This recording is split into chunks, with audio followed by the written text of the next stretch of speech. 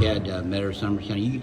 Chad, you guys, I don't know if you get anything out of moral victories or not. You did Summers County after all, but this is a program. You kind of had your number, and you were right there in line just for a win at the end of the game. Well, and the third quarter has really been our nemesis throughout the season.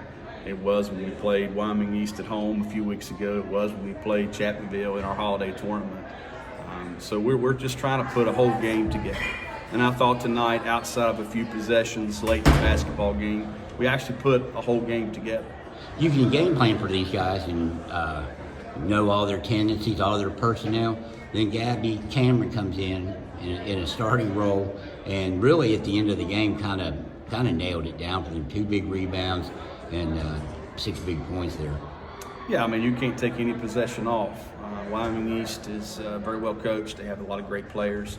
They're overcoming a little bit of adversity right now with their senior leader not playing, and hats off to her. I just think she's a tremendous person and a tremendous player, and I hope she gets back on the floor soon. But yeah, they had some key possessions down the stretch, and that's what the number 1 team in the state does.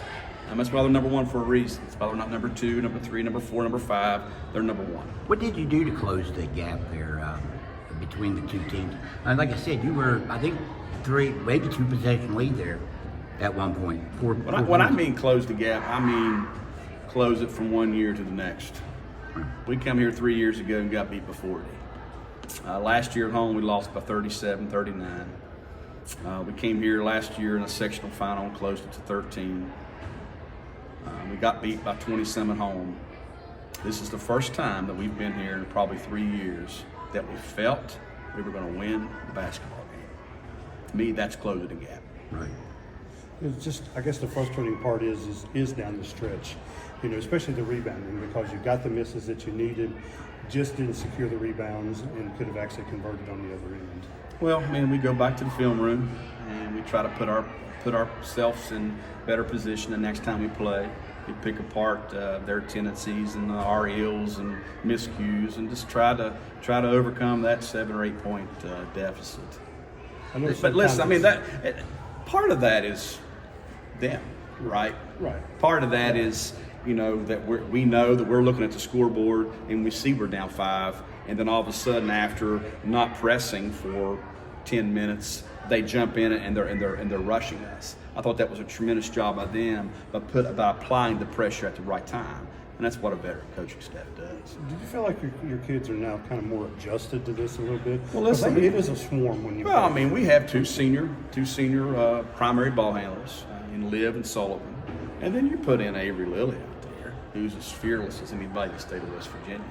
Fellow sophomore Abby Persinger, who's another one that's played in a lot of big games, who's not scared. You throw in All-Stater Grace Harvey. We have a nice little nucleus there, and we're beginning to trust each other a little bit more.